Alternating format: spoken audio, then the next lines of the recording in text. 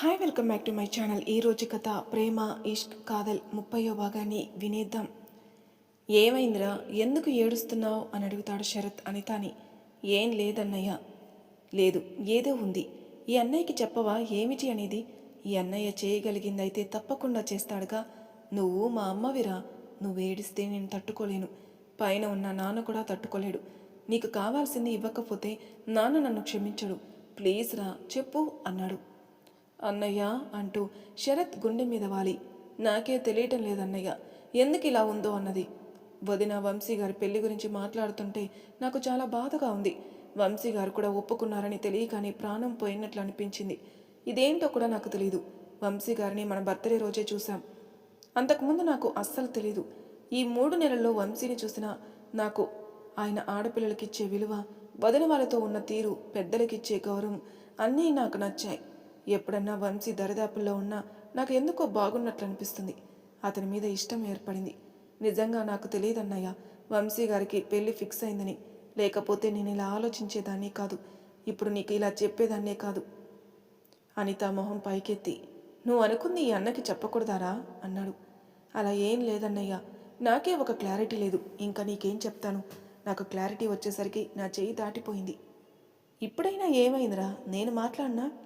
వద్దన్నయ్యా, నా గురించి ఇంకో అమ్మాయి ఆశలు నేల కూర్చోకూడదు కదా. నేను ఇలా ఆలోచిస్తున్నానని వంశీ గారికి వదినికి తెలియదు. నువ్వు కూడా చెప్పమాకన్నయ్య. వదిన బాధపడుతుంది. వదిన మా కోసం నీకులాగే ఆలోచిస్తుంది. అమ్మ తర్వాత అమ్మాయింది. ఇప్పుడు నా గురించి తెలిసిందంటే ఆ మ్యాచ్ని కూడా క్యాన్సిల్ చేసి నాతో చేపిస్తుంది పెళ్ళి. అలా అంటే ఎలారా? అన్నయ్య, ఇంక నువ్వేం మాట్లాడు మాకు. నాకు ప్రామిస్ చేయి వదినికి చెప్పనని. కానీ అనిత, నువ్వు చేస్తున్నావంతే అన్నయ్య అని శరత్ చేయి తీసుకుని తన చేతిలో వేసుకుంది. అమ్మా అనిత, ఇంక నడువు అన్నయ్య, నాకు ఆకలేస్తుంది. అసలే చికెన్ బిర్యానీ ఉంది అని ముందుకు నడిచింది. అనితకి తెలియని విషయం ఏంటంటే వీళ్ళు మాట్లాడుతున్నంతా పెద్దవాళ్ళు ఇంకా వంశీని తీసుకునొచ్చి వినిపించింది మంజు. అనిత కన్నా ముందు పెద్దవాళ్ళందరూ లోనికొచ్చారు. పెద్దమ్మ, పెదనాన్న, మీకు ఆ అమ్మాయిని చూపించాను. మోహన్, నీకున్న డౌట్ క్లారిఫై అయింది. ఇక మీ ఇష్టం. మీకు ఓకే అయితే మా అత్తయ్యతో మాట్లాడండి. అనిత నాకు ఆడపడిచే కాదు, కూతురుతో సమానం. నా కూతురు ఎలాంటిదో మీకు అర్థమయ్యే ఉంటుంది కాబట్టి మీరు ఆలోచించుకోండి అంది మంజు. తులసి, విష్ణుగారు వంశీ వైపు చూస్తారు. వంశీ ఓకే అని నవ్వుతాడు. ఏరా రాజా, ఏమంటావు అన్నాడు విష్ణు. ఆలోచించాల్సిన పని లేదు అన్నాడు రాజశేఖర్. ఇంతలో అనిత, శరత్ లోనికొచ్చారు. వదనలు, నడవండి, లంచ్ చేద్దాం అనింది అనిత. ఒక్క నిమిషం ఇలారా అంది మంజు. ఏంటి వదిన? వచ్చి మీ అన్నయ్య ఇంకా అత్తయ్య దగ్గర కూర్చో. మంజు వైపు చూస్తూ వచ్చి లక్ష్మి గారి దగ్గర కూర్చుంది. శరత్ కూడా వచ్చి కూర్చున్నాడు. చూడండి చెల్లెమ్మ, మాకుంది ఒక అబ్బాయి వంశీ, ఇంకా 2 కూతుర్లు మంజు, సుమతి. ఒక అమ్మాయికి పెళ్ళయింది, ఇంకో అమ్మాయి కూడా పెళ్లి కుదిరి ఎంగేజ్మెంట్ అయింది. ఇంకా ఉంది అబ్బాయి. మాకు ఆస్తి కూడా బాగానే ఉంది. ఈ మధ్య వాడు అమెరికా నుండి వచ్చి ఇక్కడే సెటిల్ అయ్యాడు. వైజాగ్లో ఉన్న మా ఆఫీస్లో మెయిన్ బ్రాంచ్ చేసి ఇక్కడ ఆఫీస్ని చూసుకుంటున్నాడు. మా వాడికి మీ అమ్మాయి అనితని అడుగుతున్నాం. ఇంకా ఆస్తి ఉందని కాకుండా అబ్బాయిని చూసి చెప్పండి. ఎందుకంటే ఆస్తి లేకపోయినా అబ్బాయి క్యారెక్టర్ మంచిదైతే అమ్మాయి సుఖపడుతుంది. కాబట్టి మీకు ఇష్టమే కాదో చెప్పండి. మా వాడు శరత్ ఫ్రెండ్ అని, మంజు అన్నయ్య అని చూడకుండా మీ కూతురికి కాబోయే అబ్బాయికి ఉండాల్సిన లక్షణాలు మా వాడిలో ఉన్నాయో లేనిదో చూసుకొని మీ అభిప్రాయం చెప్పండి అన్నాడు. లక్ష్మీ గారికైతే ఏం అర్థం అవ్వడం లేదు. ఇందాక అనిత మాటలు బట్టి అనితకి ఇష్టమే అని అనుకుని శరత్ వైపు చూస్తుంది. శరత్, ఏమంటావురా అని. అమ్మా అనిత, నువ్వు కూడా ఉన్నావుగా, మరి నీ అభిప్రాయం ఏంటి అంది. అమ్మా, ముందు నీకు ఓకేనా కాదా అది చెప్పు. నీకిష్టమైతే నాకు ఓకే అంది అనిత. శరత్, నువ్వేమంటావు? ఇంకా ఒకసారి సూర్యకు కూడా కాల్ చేయి, తనతో కూడా మాట్లాడదాం అంది లక్ష్మి. అలాగే అమ్మా అని సూర్యకి వీడియో కాల్ చేస్తాడు. హాయ్ సూర్య అన్నాడు శరత్. హా అన్నయ్య, ఎలా ఉన్నారు? మన రాక్షసి ఏం చేస్తుంది? ఇంకా అమ్మ, వదిన ఎలా ఉన్నారు అన్నాడు. అందరం బాగున్నాం కానీ నువ్వు ఎవరినో మర్చిపోయినట్లున్నావు మరిదిగారు అంది మంజు. నేనెవరిని మర్చిపోయాను అన్నాడు. మంజు, మనం ఇప్పుడు చేసిన దాని గురించి మాట్లాడదామా అన్నాడు శరత్. శరత్ గొంతులో ధ్వనించిన భావానికి మంజు సైలెంట్ అయిపోయింది. అందరూ అలా చూశారు మంజు వైపు. చూసావా పిన్ని, ఇదే మనమంటేనా మన మీద యుద్ధం ప్రకటించేది ఈ పాటికి. కానీ శరత్ ఒక్క మాట చెప్పగానే సైలెంట్ అయిపోయింది అని మెల్లగా అంటాడు వంశీ. అవునరా, ఒక్క మాటతో సైలెంట్ అయిపోయింది అంటారు జయంతి. మరి అది శరత్ అంటే అన్నాడు వంశీ. అనితకి మ్యాచ్ వచ్చిందిరా. వాళ్ళు అమ్మని అడిగారు. అమ్మ మన అభిప్రాయం చెప్పమంది. మరి ఏమంటావు అన్నాడు శరత్. అబ్బా మనం అనుకున్న అబ్బాయేనా అన్నాడు సూర్య. అవునరా అన్నాడు శరత్. అమ్మా నాకు కూడా ఇష్టమే. నువ్వేమంటావు చెల్లి? నీకు ఇష్టమేనా? మాకు ఇష్టమైనా కానీ నీకు మనస్ఫూర్తిగా ఇష్టమైతేనే చెప్పు, అంతేకాని బలవంతం లేదు అన్నాడు సూర్య. లక్ష్మి గారు అనిత వైపు చూసి, నీకు ఇష్టమైతే నాకు కూడా ఓకే. నాకు ఇష్టమే అమ్మా అంది అనిత. మీ అందరికి ఇష్టమైతే ఈరోజు ఎలాగో మంచి రోజు కాబట్టి మేము అనితని మా పిల్ల అని అనిపించుకుంటాం అన్నారు తులసి. మరి పెట్టిపోతులని మాట్లాడుకోవాలిగా అంది లక్ష్మి. అయితే మేము ఏమడిగినా ఇస్తారా అంది తులసి. తప్పకుండా. అయితే మీ ఇంటి యువరాణిని మా ఇంటికి మహాలక్ష్మిని చేయండి, అదే మీరు ఇవ్వాల్సిన కట్నం అంది తులసి. ఆంటీ మరీ పెళ్లి మటుకు సూర్య వచ్చిన తర్వాతే, వాడు ఇంకో 3 నెలల్లో వస్తాడు, ఇద్దరికి కలిపి ఒకేసారి చేద్దాం అని అనుకున్నాం. మరి మీరేమంటారు అన్నాడు శరత్. మాకు ఓకే బాబు, మేము ఇక్కడికి షిఫ్ట్ అవడానికి ఇంచుమించు అలాగే అవుతుంది కాబట్టి మాకేం ఇబ్బంది లేదు అని శరత్ ఇంకో మాట. నువ్వు మమ్మల్ని ఆంటీ అంకుల్ కాకుండా చక్కగా అత్తయ్య మావయ్య అను, ఎందుకంటే నువ్వు మా ఇంటి పెద్దలుడివి కదా అన్నారు విష్ణు. అయ్యో మావయ్య అలా ఏం లేదు, ఇంతకుముందు పిలిచిన అలవాటు మీద అలా వచ్చేసింది అన్నాడు. అయితే మేము మా పని చూసుకోమంటారా అంది తులసి. లక్ష్మి గారు మంజు శరత్ వైపే చూస్తారు. శరత్ అర్థమైందమ్మా, నేను ఇప్పుడే వెళ్ళొస్తాను అన్నాడు. అవసరం లేదత్తయ్య, నా దగ్గర ఉంది అంది మంజు. అవునా, నువ్వెప్పుడు తీసుకున్నావు అన్నాడు శరత్. మంజు శరత్కి సమాధానం చెప్పకుండా, పెద్దమ్మ ముందు మేము లంచ్ చేస్తాం అని చెప్పి అక్కడి నుంచి వెళ్ళిపోయింది.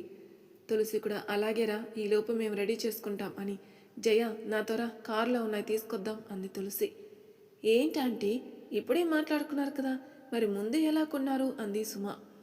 తులసి నవ్వి, ఇందాక షాపింగ్కి వెళ్ళాం, మంజుకి సుమతికి తీసుకుంటూ నచ్చిందని ఇంకోటి ఎక్స్ట్రా తీసుకున్నాం, మాకు తెలియదు అప్పుడు కూతురులతో పాటు కోడలు కూడా తీసుకుంటున్నామని అంది. మంజు వాళ్ళు తినడానికి వెళ్తారు, వెనక కావ్య సుమ కూడా వెళ్తారు.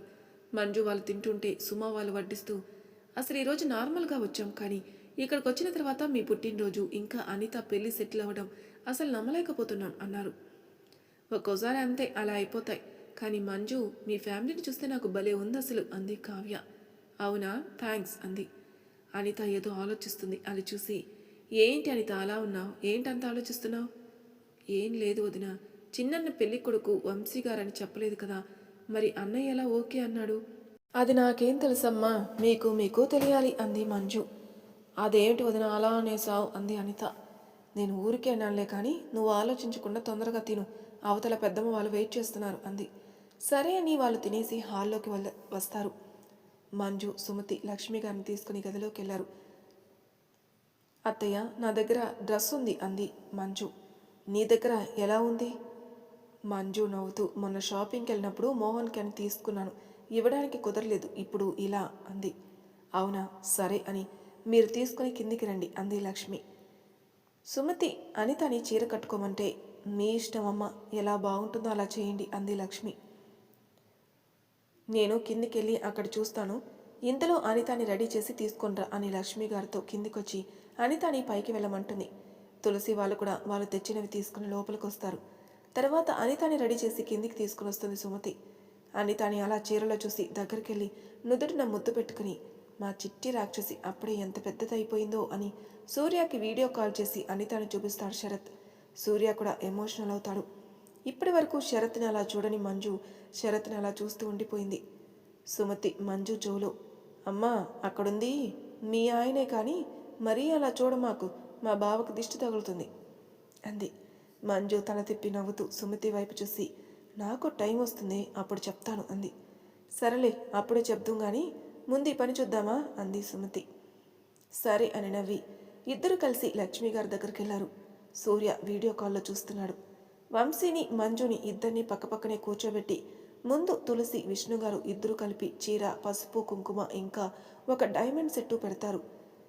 శరత్ మంజు ఇద్దరు వచ్చి వంశీకి బట్టలు పెట్టండి అంది లక్ష్మి. అలాగే అత్తయ్య అని ఇద్దరు వెళ్ళి వంశీకి బట్టలు పెడతారు. తర్వాత ఇద్దరు పెద్దవాళ్ళ అందరి దగ్గర ఆశీర్వాదం తీసుకుంటారు. పిల్ల బ్యాచ్ అంతా కంగ్రాట్స్ చెప్తారు.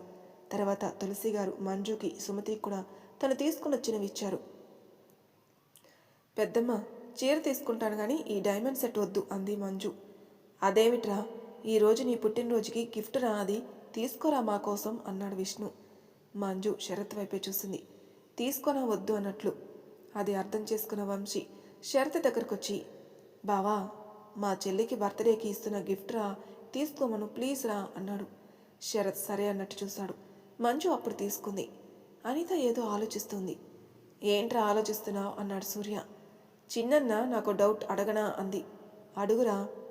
ఇందాక అన్నయ్య పెళ్లి కొడుకు వంశీ గారని చెప్పలేదు కదా, మరి నువ్వు ఇలా ఎలా ఒప్పుకున్నావు? పెద్దవాళ్ళందరూ ఇంకా మంజు కూడా నిజమేగా అన్నట్లు చూస్తున్నారు. దొరికేశానా అన్నట్లు చూస్తాడు శరత్. అది నన్ను కాదు అన్నయ్యని అడుగు అన్నాడు సూర్య. అంటే అని శరత్ వైపు చూస్తుంది అనిత.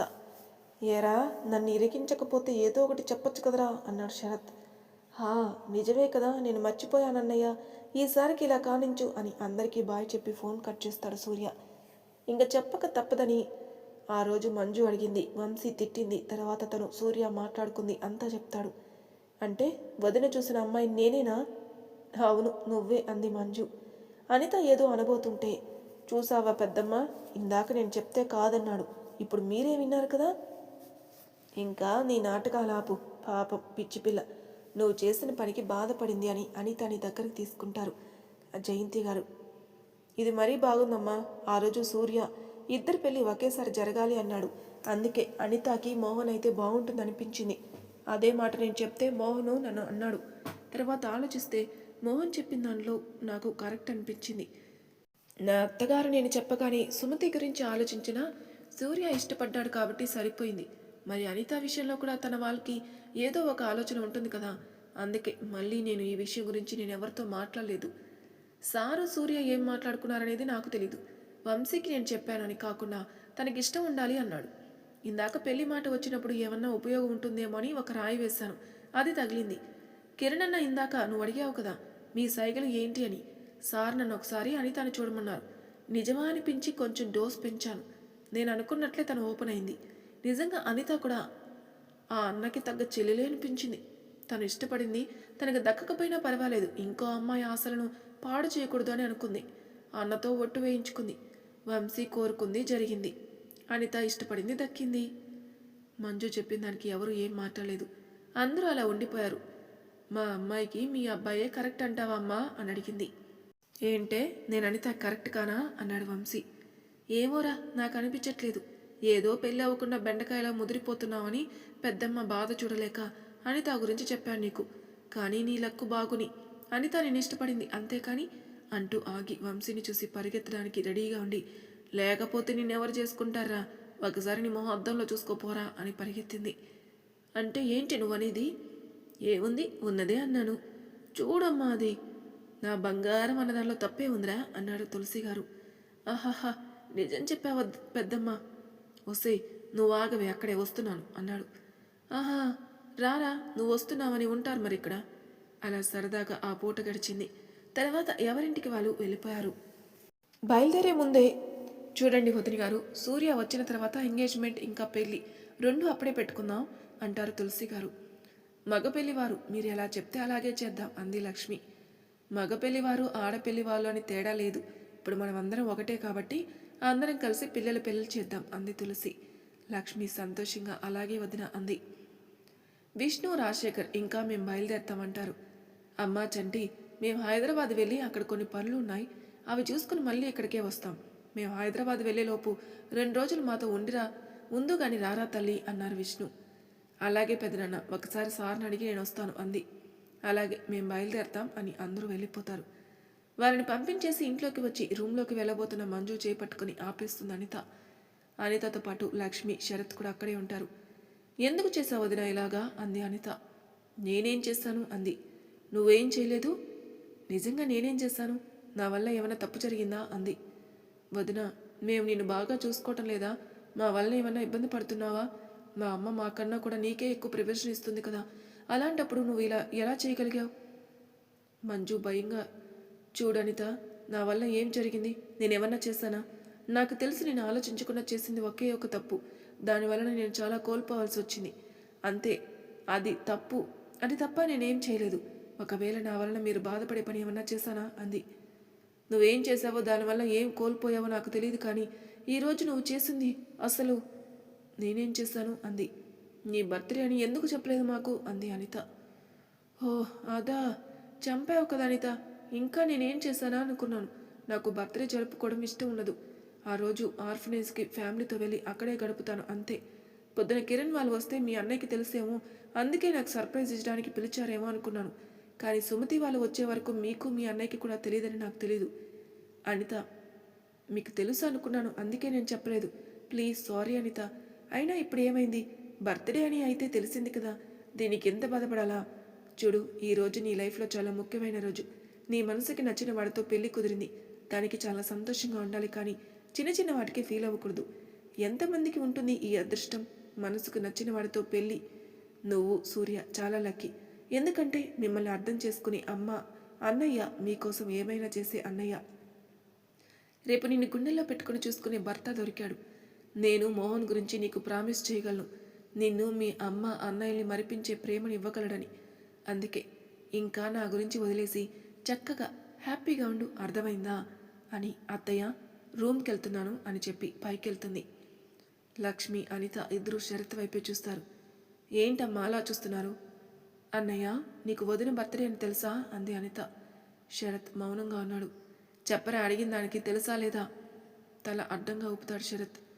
ఏమిటి తెలీదా? ఎందుకన్నయ్య అలా చేస్తున్నావు? మా గురించి ఆలోచించే దానిలో ఒక 10% అన్న వదిన గురించి ఆలోచిస్తున్నావా అంది అనిత. శరత్ మౌనంగా ఉన్నాడు.